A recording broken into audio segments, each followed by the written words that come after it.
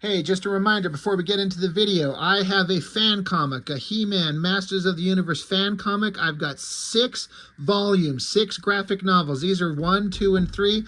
I have 4, 5, and 6 available as well. They're graphic novels, each one. A fan story that I come up with years ago and just decided to make, and spent several years doing it and just kind of got out of control. And I just ended up making 6 graphic novels of the whole thing, and I have them available, and if you're interested, hit me up. I also have a sketchbook available, black and white figure drawings, female figures, some adult content in there, just a sketchbook that I put together. And also something I keep forgetting to mention to anybody is that I have copies of this series. It's called Ghost Agents. This is a series, you can Google them and find out who and what they are, but they had me contribute to one of their books, this book, and I did a 6-page, 8-page story. I can't remember what it was. Inside here, it's a beautiful newsprint. I've never thought I'd ever have the opportunity to see my work printed on beautiful newsprint. So there's this short story that I drew, written by our writer Rocco Jerome. This is in here along with several other short stories. It's some pretty incredible stuff, and I have about 5 or 6 copies of these left. I was given a pile of these to be able to sell to people. There's also a backup story of the Metropolis series, if you remember from the movies. Some really incredible artwork in this thing by a lot of other talented people doing a lot of fantastic stuff. These are pretty shockingly interesting, and I have to say that this art reprinted on newsprint looks fabulous, and I was lucky enough to have the opportunity to be part of it. So I still have a few copies of this thing left. So if you're interested in any of these, message me on Instagram, on Facebook, anything, and hit me up, and we'll see about getting you a copy of these things. So that is all I've got for now, so on to the video. Hey, thanks for joining me. By God, I finally got my hand on issue 2 of Skinbreaker. I've been waiting for my local comic shop to get it to me forever, and I kept hitting them up, and I'm like, hey, I know that it's out. You know, I've seen other people online talking about it, and they kept telling me that something happened with the shipping and the distribution, and it got pushed back, but it's on its way. Okay, great. They said it'll be here by this date. Great. I go in to check, and in my hold, they're like, hey, I got Skinbreaker issue 3 for you. I'm like, yeah, that's awesome. I'm still waiting for number 2. And the guy said he'd do everything he could to try to get their hands on a copy, and they did. I rolled in there today, and they actually had issue 2. I didn't expect them to have it there. I thought I was going to miss it, and I was going to have to track it down some other way. But here we are. So we are going to look at Skinbreaker's issues 2 and 3. I have already done issue 1 on my channel, and we'll do a quick, brief recap of it, and then look at the second and third books. I gotta say that I seem to find that the common kind of opinion on the book seems to be, everyone says that the art obviously is fantastic, but based off issue 1, the story's kind of like, it's interesting, but where are we gonna go? Most people seem to think that they're not particularly thrilled or particularly engrossed with it. And I get kind of what they're saying. It's not loaded up with all kinds of crazy lore in an expanded world yet. It's just this small tribe on an alien world living in the jungle, and kind of about the cultural kind of normal things that they do, and how is this culture going to survive when transitioning leadership from one person to another, the strong versus the weak, things like that. So I get it. I found it entertaining enough that I was certainly interested. But, some people were like, art's fine, but they're not digging the story. And for me, I'm like, it's issue 1. Like, give the thing a minute to breathe. Let the story be told before you dismiss it, wholesale, like, it's boring. So I kind of get what people are saying, but I wasn't kind of in that camp where I was like, I was bored by it. Not at all. So, quick recap. Issue 1, God, the beautiful art. I'm sure I'm going to say it many times during this review, but in case anybody needs a reminder, David Finch. Man, this is just a whole new level for the guy. I've been reviewing Cyberforce, where he started, and he started out pretty damn good. And he evolved, and he's a guy where it seems to me it's incredibly obvious that his passion is to draw comic books. He wants to draw stories, and he's not a guy who's going to just go off and become a cover artist or something like that. He wants to draw comics, and he's done all kinds of stuff. Like, what a career he's had, if you think about it. If I can kind of recall everything from memory, he starts out as like the hand-picked successor to take over from Mark Silvestri on Cyberforce.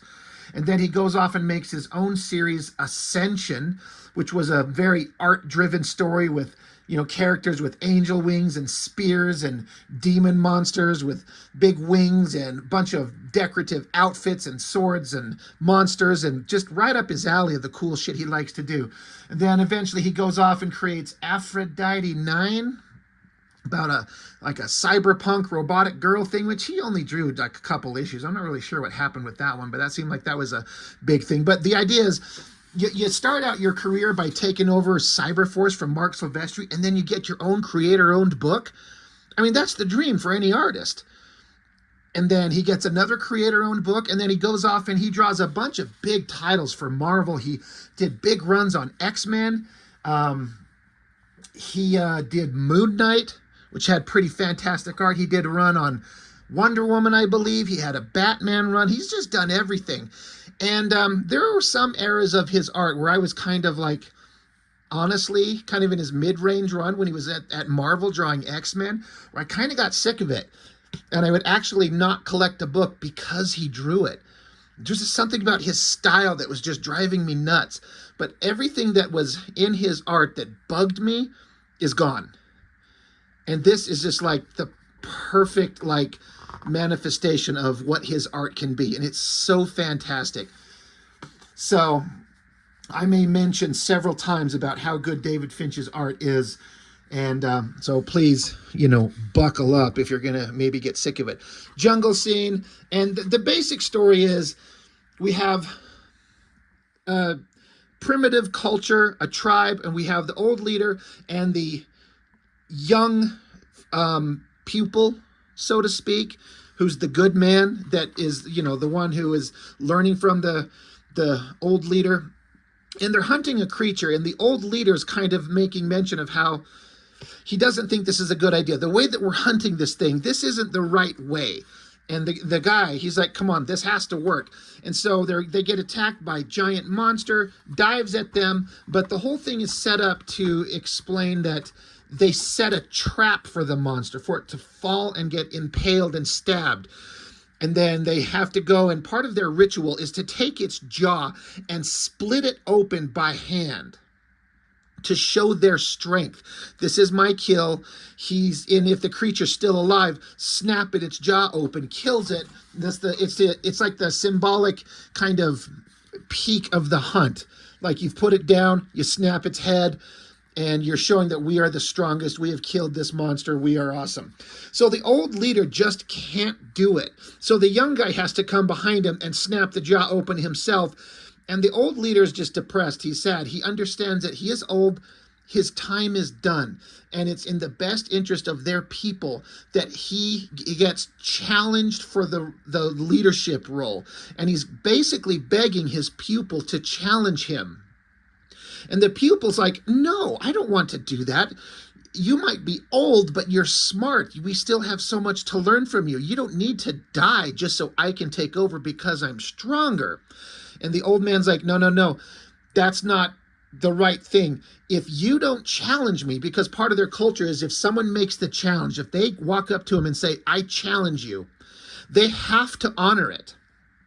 And if a bad man, an evil man, makes the challenge and kills the old man, then the tribe will now be led by an evil hating monster and could lead to the death of the entire tribe.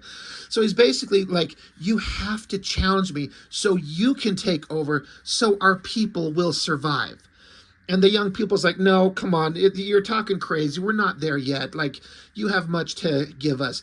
While all that's going on, they run into this is obviously like the antagonist of some type. He's missing an ear. There's some kind of visual language that they do to the characters to kind of help differentiate them.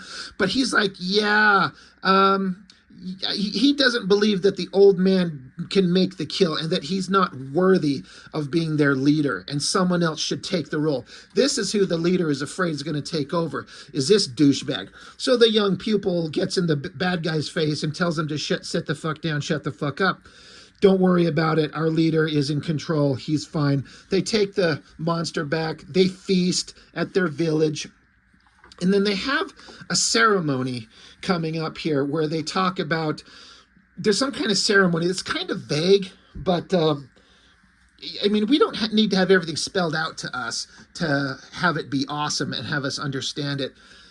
But they're born with some kind of weird skin condition where they have to be cast into this specific kind of light, and their skin will like change and harden over or manifest into some kind of different way, so they don't look like these weird zombie creatures that are they can't actually go out into the sun, I think it is. And the pupil, Enoch is his name. He comes into his son, who hasn't yet had his skin change yet. It just hasn't happened yet. And so he fears that he's weak. And his father is holding him, saying, you're not weak, my son. You're just different. Your time will come. So they have the ceremony. The light casts through the stone and reflected off the sword onto these children. And they go from weird zombie-looking thing to kind of a smoothed over skin version of the regular people. It's like a cultural coming of age thing. And the younger you can go through this process, the stronger they kind of figure you will be. And so the young pupil, Enoch, his son is there, and they're casting the light on him, and they keep going and going and going, and it's burning him, but it's not happening. They're saying his skin is not breaking, hence the title of the book. And they're like, it's just not his time. So the main bad guy, Thule is his name. He's like, that kid's a weak piece of shit. Here, take my baby. So he grabs this infant from, I guess, his wife's arms or his mate, and just holding him upside down by his ankle. He's like, my kid's going to be the strongest. Here, break his skin. Watch it. It'll work. And so they do it. And as an infant, 1 year old, his skin breaks. He's already kind of passed the test. And the guy's like, yeah, my child is the strongest. I'm the strongest. Our leader is old. He's weak. Our future needs to be led by someone strong. But before he can make the challenge, the hero of the story, Enoch, jumps in and says, I challenge. And Thule's like, you motherfucker. And so the old guy says, challenge is made. If Enoch ends my life, he will succeed me as leader. So he had to jump in there and take that space before the bad guy does, and the bad guy would kill the old leader, and then bad guy's in charge. So he has to step in here and take over it to become the leader. But the thing is he doesn't want to fight the leader because it almost feels like a father-son. They're very close. He doesn't want to do that. So getting into issue 2, Thule, he's pissed off. Like, you son of a bitch. You took my challenge from me. And so Enoch says, the challenge has been made. My words were spoken first. Yours weren't. If you want to challenge after our duel, then it will be against me. So the old man's like, okay, challenge is made. And Enoch's like, dude, I'm sorry. I had no choice. And the leader says, no, I thank you. You have brought me peace to know our people will be in good hands after I am gone. A great burden is lifted from my shoulders. So the leader is happy. He's proud of him. He's like, you did the right thing. This secures the future of our people. So in a moment that I kind of get, but it's also a little bit like, it's a little bit over dramatic. Enoch, he goes into his, I don't know, a hut or a cave or something, and he's sitting in a corner, curled up, crying his eyes out like a little bitch. I'm being a little overly dramatic, but he is sitting here curled up and crying because he doesn't want to do this. He doesn't want to have to kill his leader. It's kind of interesting thing to show kind of what is theoretically the hero of the story, just sitting in a corner, hiding and crying. And his wife is trying to give him comfort. She's like, dude, I know you love our leader, but this is the right thing to do.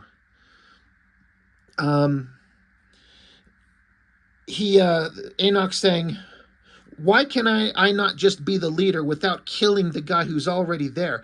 There's so much he can still teach our people. And she's like, well, that's not our way. And he says, well, then our ways should change. Now, this is an important element to the story because in the first issue, if you saw at the beginning, they were hunting that creature, and the old man was saying, like, this is not the way to hunt. Like, this guy, Enoch, has come up with new ways and new ideas to do things. He set a trap for the beast rather than standing facing it with a spear, trying to stab it to death. He's like, let's just lead it to a trap. It saves lives, it's easier, and it feeds the people. Isn't this better? So he wants to change their ways, at least somewhat. And she says, our former leader knows that his loss is worth the good you will bring. Why don't you see that? And he's like, my sorrow clouds my thinking. She says, well, I pray it does not affect your fighting. He's like, it will not. There's too much to risk it. So they have to set up for the inevitable fight the next day. And so we get this beautiful double-page spread. And it's absolutely fantastic. Once again, David Finch taking all the time in the world that he needs to throw in all the detail that's needed. You can see this crowd of people, like they're in front of us here. Every character has all this ornate, elaborate outfits, clothes, jewelry, tribal, specific cultural things that they wear. And every character, there's fat ones, there's skinny ones, there's old ones, there's young ones, there's male, there's female, there's children. He's got these sticks with these coverings on them. There's mountains in the background. Like, it feels like a fully realized environment. And Finch took all the time to make it beautiful. This is an artist making a statement. He's saying that I am here and I am going to do something that you all will remember forever. And, he wants to just, I don't say that in the mindset that like he's got an ego about it. I don't know the man, but I feel like he's like, I'm going to make the best thing I can possibly make and people will remember it. And he's going to walk away feeling proud about it. And I think he's completely right. So they stand face to face. We've got Enoch, the good warrior protagonist of the story, and the leader standing face to face, and they're saying, well, now may the weakest meet his end and join our fallen so that our strongest can become chieftain and lead our tribe to glory. This is a story element that I get as a cultural thing makes sense, but the idea that the best person to lead your people is the one who is the most physically strong or the best fighter is not the best idea. I mean, just because someone fights really well and is really physically strong doesn't mean that they know how to make decisions that are the best interest of all the people. But that's the kind of the thing that exists here. Now, this is a thing that's been in multiple stories and cultures, and it's a real kind of thing, and I get why it's there, but I kind of look at it, I'm like, this is just a recipe for disaster, honestly, from a cultural perspective. Just because someone is strong doesn't mean they're the best person to lead. You could have someone who's a brain-dead idiot, but is a giant, unstoppable monster of a tank. And he'll just walk in and just slaughter the leader, and now he's in charge, and then they just lead everything to ruin. So it's kind of a bad idea, but it's a kind of a valid cultural thing. This is what their people are, so that's what they're going to do. So the fight starts, and the old man goes swinging hard at our hero. And it's portrayed that the hero is easily, I mean, this is what I see, he's easily deflecting these blows. And the leader's saying, you have to fight me. You have to fight me. And the guy's like, I'm sorry, I can't fight you. And so the leader gets pissed off and he really starts going at him. He's like, it has to be you. You have to kill me. So the leader slices down with a very powerful blow that our Enoch guy, he deflects it, but the blade gets through and cuts him on the face. And so the leader stops for a minute. Enoch's sitting there holding his bleeding eye. And then Thol, the douchebag, he's out there. This is a charade. This is bullshit. This dishonors our entire culture and our entire people. And so the leader's like, do you hear him? You made the challenge. You have to do this. If you let me win, Thol will kill me, and then he'll be in charge. So he's making this obvious kind of, it makes logical sense. He's like, this is just our way. And if you don't fight back, he'll be forced to kill him. But then the bad guy will fight, and he will kill the leader instantly. And then therefore, the point that I was just making, the stronger, evil, dumb idiot will be in charge, and that will bring ruin to everybody. So our hero, Enoch, he stops for a second, and he looks. And then we get back to the fighting. Now I was thinking, I got to these pages, where there was multiple pages of fighting and action, fighting and swinging and deflecting and punching, swinging. And then we get more of that. And I'm sitting here thinking, like, I have looked at some comics recently where there's nothing but punching and fighting and fighting and punching that could feel extremely tedious if you didn't care about it. Now, I don't want to make too fine a point of it, what those books may have been, where some artist gets in there and just draws nothing but punching and fighting and fighting and punching and thinks it's an absolute work of genius. But it can be done where there are just pages upon pages and panels of action, but it has to be action that we fucking care about. We have to be introduced to characters. We have to know the heroes. We have to know the villains. We have to know their motivations, their reason for being, why they do what they do. And we have to care about them. So when they do, in fact, fight, we're invested in the outcome.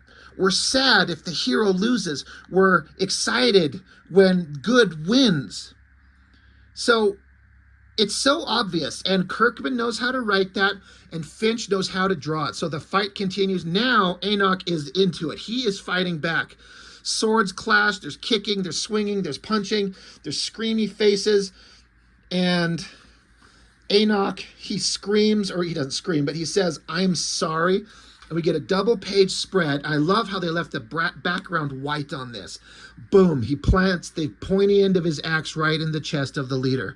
The man that has taught him, potentially raised him, who he loves, a father figure, and he has to kill him for the good of everybody. Just puts the weapon right through his heart. Beautiful double page spread again.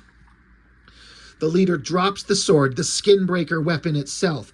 And with his last words, he looks up to his pupil and says, thank you. And he drops dead. So Enoch looks down, he picks up the weapon, he says, I am Enoch, I am your chieftain. And the bad guy, Thol, just looks on, just pissed off. I think this is supposed to be Enoch's son right there.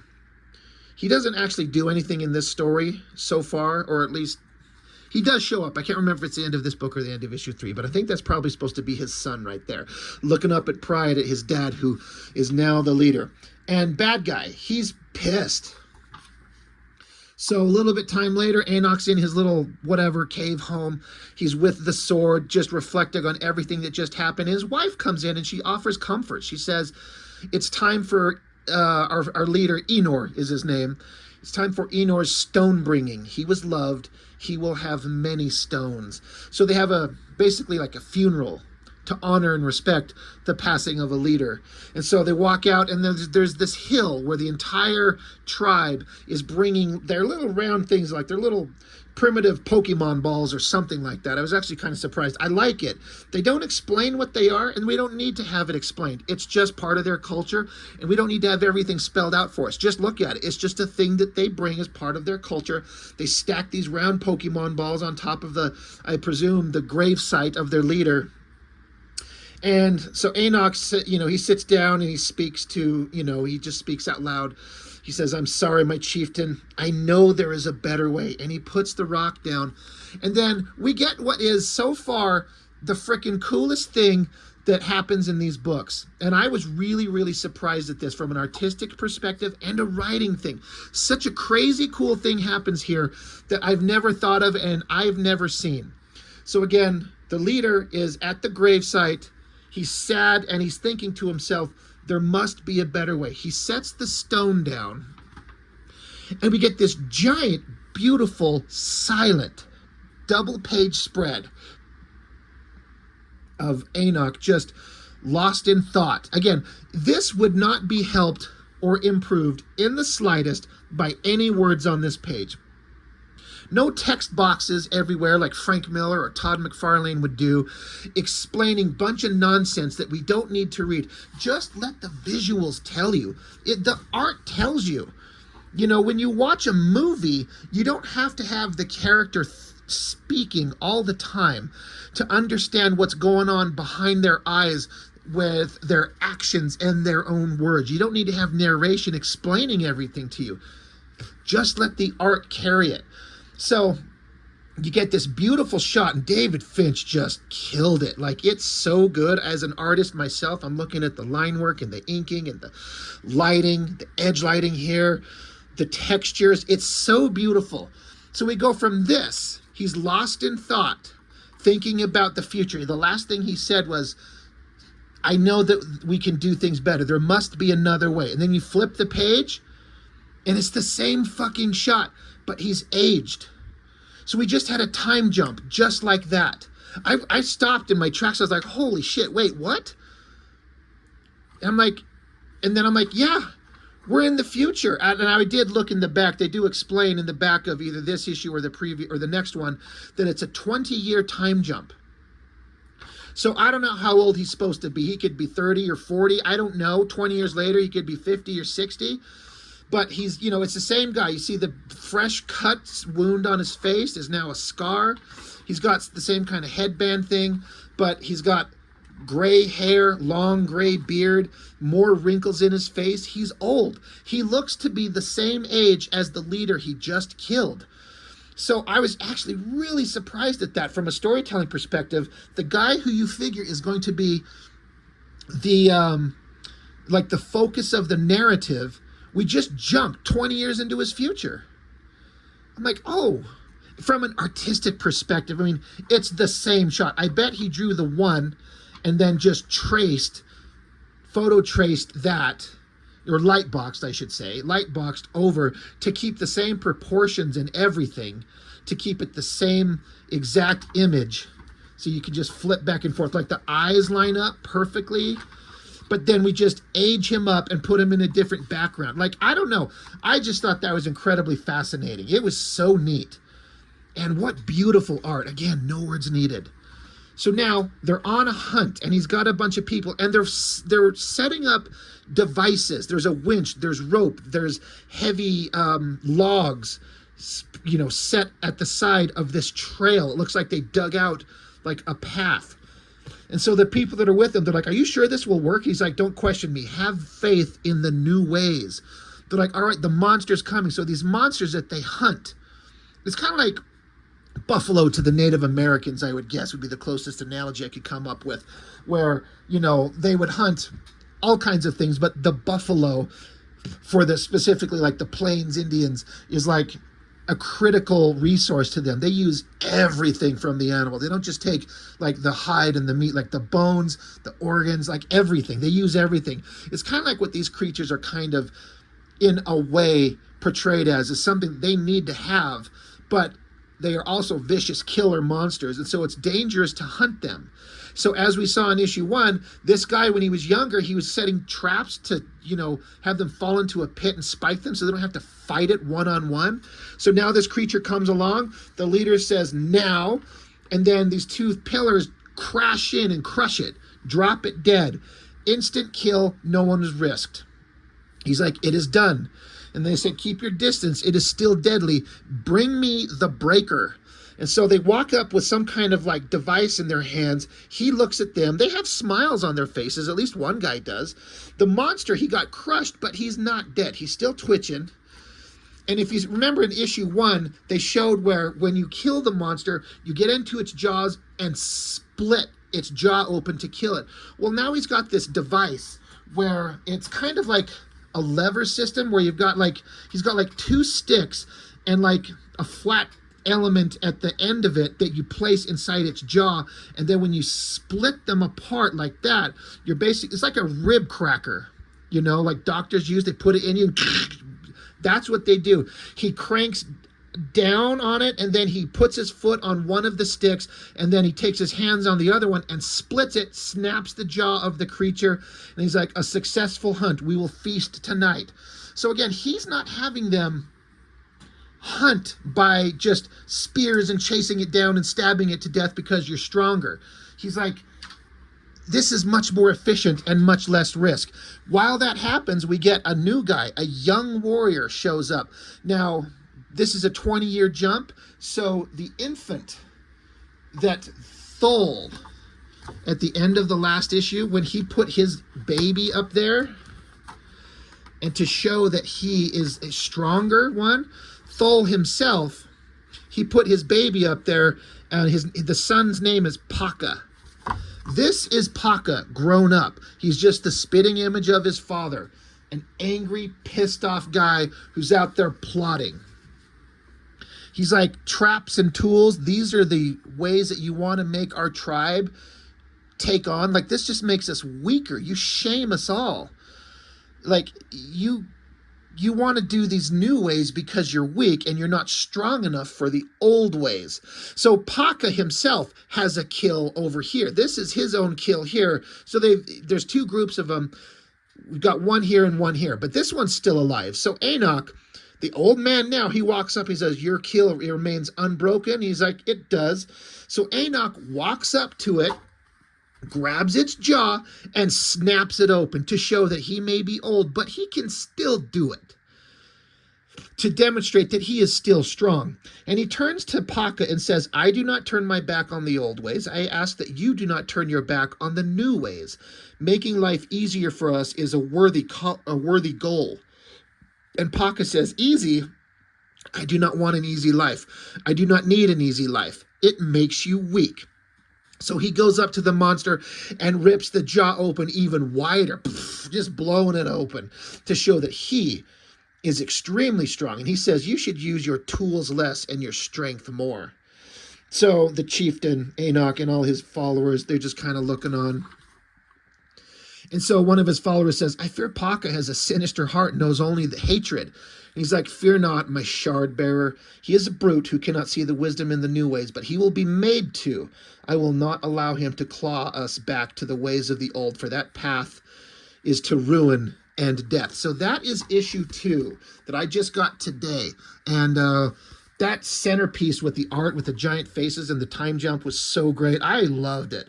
So issue 3, I've had this one for a week or 2, maybe not quite that long, but we kick right off, and we're back at the village. They've got a fire, but nothing to cook on. They're like, how could our leader leave us to have nothing? Like, we don't have any food, and our leader is failing us. Is he? And you'll notice this guy here, this is Thule, because he's the guy without one ear that was introduced in the previous story. But he's an old man now. So another beautiful shot of the village, and the heroes are showing up with the kill. They drag it in there, and everyone's happy to see him. Prepare the beast for tonight's feast. And Enoch says, greetings, Thule. It is a shame your hunting days are behind you. And you can see that Thule has lost a leg. he has to walk on a crutch. And he says, good that I cannot bear witness to the mockery you have made of our hunts. So he, again, is another one of those, just like his son, that are saying, like, you keep coming up these new easy ways to kill these creatures, and it just makes a mockery of us as a people. So Enoch's like, the mockery weighs heavy on you. If the mockery weighs heavy on you, no, you could have challenged me any time, and you did not. Thol says, thank the makers I lost my leg when I did, or your time as chieftain would be long past. So Enoch says, this story you tell yourself must please you, but it is not a truth. The sky above is clear, your life is long, your son Paka is a great hunter, his future is bright. See happiness. Seek not a darkness in all things. That is the way of misery. I actually like that. He's like, look, we've got a beautiful sky over our head. Our bellies are full. You've got a strong son. There's a lot to be thankful for. Why don't you look at that and not just look at the ways of hatred? Now, another thing I was kind of interested in, and they kind of, with the 20-year time jump, they just kind of skipped over it, but the son who couldn't have his skin break in the issue 1, well, he's here, he's grown up, and he does have kind of the normal skin. So he obviously did pass the test eventually. And he's saying, Dad, the hunt was a success. He's like, yes, it was. He says, I wish I could have joined you. And the father says, please, my son, look at the good you've done. You've brought our people, look at the good you've brought our people. For years, we had to venture out in search of water, risking our lives to bring it back. Your system has changed things. You bring the water to us. You are saving lives with your good works. That is far more important than killing a beast. Many can do that. None can do what you did. So they have a system where they've like irrigation of some type to bring water from a far source to them. So they're implying that Enoch is one of these guys who wants to create new ways of doing things, and he comes up with gadgets and devices and things like that. And his son is very much like his father. He's not necessarily a warrior. I mean, his father is absolutely a warrior, but the son is kind of portrayed to not be. But what he is he's brilliant. He's a thinker. He's coming up with new ways of doing things that save lives. But his culture doesn't allow for honor in being smart, is what it kind of says. They don't say that directly, but that seems to be the implication. Like, you're not strong, so therefore you're looked down upon. So he does the only thing he can do is he uses his brain, and his father is telling him, this is an amazing thing you have done. So his son says, you have given pride to the weak among us, Father. You will be long remembered. And his father says, you are not weak, my son. So I like that. He loves his son, and he encourages his strengths and doesn't berate him for his weaknesses, for not being a great fighter. So this whole scene, there's a feast, it's at night, everyone's around, and Enoch, the leader, he's basically saying that he can see that he's the oldest among them. His time is drawing short. Like the previous leader, he's going to have to go away, and someone else has to take his place. But he's like, I need more time. There's so much more to do. There's so much more for us to achieve. And she's like, yes, I know that, but you have done amazing things. He's like, yeah, I've tried, but I'm old, and there's just time is running out. And he's worried about who's going to take over. It's kind of the same scenario with the old leader and the other bad guy, but now the sons have grown up, and who's going to take over? Who's going to be in charge now? So Enoch, he goes wandering off, and this is like that hill where they buried their former leader. Beautiful kind of night shot. This is a great shot here, where he's standing at the gravesite of their former leader that they had to bury. The moon in the background with a little burst of light. And of course, you know, whenever you want to show a night sky and indicate that it's an alien world, we just put multiple celestial bodies in the sky, and boom, instant alien world. And it works. A moon, planet, something like that. So he basically comes to speak to the spirit of the leader who he had to kill 20 years previous. But, you know, there's no like force ghost. They're not talking to each other. He's just speaking his thoughts so we can hear them. Basically saying, you've taught me so much. You gave me the courage to change our ways, to push our people forward. But I think that you have failed in one thing. You failed to teach me to understand when my time has come and to accept it. So he's like, I know that I have to be ready to move on. My time has passed. It is time for someone else. But he's not ready. And he says, I have failed to find a successor. He doesn't have someone to take over for him the way that he took over for the leader. So he's like, I don't know what we're going to do. And he's worried that the ghosts of their fathers are looking down upon him in shame. Right at that moment, he's walking back. One of these giant fucking bug-eyed monsters shows up, dives at him. He has to jump out of the way. And he's like, holy shit. And he speaks out. He's like, I will not endanger my people. Like, he's not going to run back to the home and drag this beast with him. So he has to do something else. The monster leaps at him. He slides under it, gets out of the way. The monster turns and he's like, follow me, follow me. Yes. So he runs. The monster chases after him. He runs up to the grave site where it's a cliff. He jumps over the cliff. The monster leaps off it. It's like a stupid, dumb animal not paying attention. Leaps off it, and we get this beautiful splash page of Enoch holding onto the edge of the cliff as the monster falls into the endless depths below. That shot looks crazy awesome. All the detail in these rock formations, man, I gotta say, one of the greatest compliments I can give a comic book as an artist who likes to draw myself is this inspires me to want to draw. Like, I want to sit down and start doing things. And this is fantastic. I love it. The monster falls to its death. So he drags his ass up there. He sits down. And while he's catching his breath, you hear a scream. So he runs off to the village. There's another monster attacking. He's jumping at all the people. So Enoch runs out there. He leaps onto the creature, just physically attacking it, pulling back on its like tufts of hair on the back of the beast to get it to kind of rear up and give the people down below it opportunity to get away while it's distracted. He gets flung off of the monster. While he's there, Paka, the son of Thol, comes along with a giant spear in his hand. The village is watching. And Paka says, come at me, beast. He gets flung, while this is going on, Enoch gets flung off the monster. He's picking his ass up. Paka is saying, I do not fear you. Enoch is getting up, and one of his followers says, Chieftain, your Skinbreaker, the weapon. He tosses it down to him. Enoch is looking. He's going to catch his weapon, which he does. But right at that moment, the beast is dead. Paka killed it with a spear in his own hands right in front of everybody. And he looks at the leader and says, I'm sorry, you're too late. So Enoch kind of stops and takes this in. He's like, I have failed you. We were not ready for this. The Silver Fang grows smarter. So that's what they call these monsters, the Silver Fang. They grow smarter. Now they hunt us. I should have seen this coming and prepared. We need traps in our village, things that we will know to avoid, but they will not. We are too vulnerable. We will have hard work. We will have to work hard to change that. It will take effort of all of us to fix this. And Paka's like, what problem do you see? I see none. The beast attacked us and I killed it. You think there are others? Tell me, where is your kill? So Enoch says, well, yeah, I was attacked on the chieftain's path near Enor's resting place. It fell over the cliff. And so Paka, like a douchebag, he's like, it fell? That does not sound like a defeat, if ever there were truly one there at all.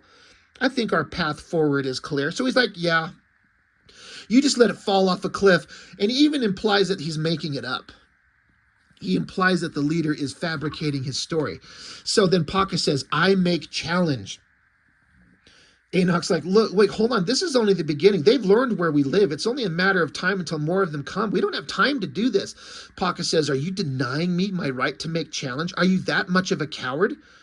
So Enoch pauses and he says, challenge is made. And that's where issue 3 ends. So the horrible situation they were trying to avoid in issue 1, where the bad guy was going to make the challenge, but then the leader, Enoch, jumped in and made the challenge himself, so the bad guy couldn't take over. Well, now it has happened with the son. And do we think that Enoch can beat Paka? I mean, the implication is probably not, because he's young and super strong, and Enoch is very much old. He's got experience and wisdom on his side, but he's not physically strong. So I'm sitting here thinking, with that big time jump that they did, I'm like, will we see more time jumps? In a way, I kind of would like to see them time jump 20 years every other issue. So by the time we get to issue 8, we're a century into the future, maybe? I don't know. Or maybe that was the one time jump. I also am kind of curious now, who's going to be the star of the book? I thought it was going to be this Enoch guy, and maybe it still will be. But again, we go from youthful him just becoming the leader at the start of the greatest adventure of his life, to we jump instantly in 2 pages to the end of his reign as leader and potentially about to get killed. I would like to think that his son, the weakling who couldn't, do the Skinbreaker ceremony, but is using his brain, that he will become the kind of star of the show. I don't know. I'm actually kind of surprised, and we're seeing multiple possibilities, I think, for what's to come. Again, if I remember correctly, this is supposed to be an 8-issue limited series, and so we've got 5 more to go. I'm curious, very much so, of where we're going to go. Are we going to get more time jumps? Is it going to be stay with Enoch as the old guy? Is this guy going to take over? Are we going to see the tribe fall into ruin because of the leadership of this asshole? And Enoch's son, the smart kid, is going to have to think their way out of it? Who knows? But for the simplicity of issue 1 that some people were kind of complaining about, I see potential for more interesting stuff coming in the future. And I'm on board. I'm curious to see where these things go. And even if the story sucked, and it doesn't, it's awesome. I'm on board with it. Holy shit, is David Finch just... It's so great to see somebody who's 25-ish years into his career and doing the best work he's ever done. Some people, the magic is over a long time ago, and they create, but their best work is behind them. But not David Finch. The guy is incredible, and it's beautiful, and I think it's amazing. It's a great book, and I can't wait to get them all. I read it all as a complete story. I'm sure they'll put it into a collection, which I probably won't get if it's in full color. But man, if they release a black and white edition of this, or an artist edition, or something, I will definitely be getting this. No disrespect to the colorist, Annalisa Leone. It's beautiful colors, but I really, really want to see an artist edition, or even if it's just regular comics, but just black and white of the art. I really, really want to see that, just as an artist myself. So Image Comics is kind of on a roll. They've had several things out there. I mean, Youngblood, of course, has blown up, so Liefeld's ego is out of control over that now. But they've had Battle Beast did amazing sales. Skinbreaker's been doing amazing sales, and there's several other comics going on. And then DC Comics has had a good run of stuff. The Absolute line seems to be kicking ass. Marvel's eating shit right now. They can't come up with anything that's worth a shit. But I've heard from multiple retailers, online and in person, say that there's been an uptick in sales and interest in comics and some new stuff. So it's a good sign of the industry to have some things going really well, and I love to hear it and see that there are still people interested in buying stuff like this. So that's all I've got for now. Loving this series. Let me know what you think, and that's all I've got for now. Thanks for joining me. I'll see you next time.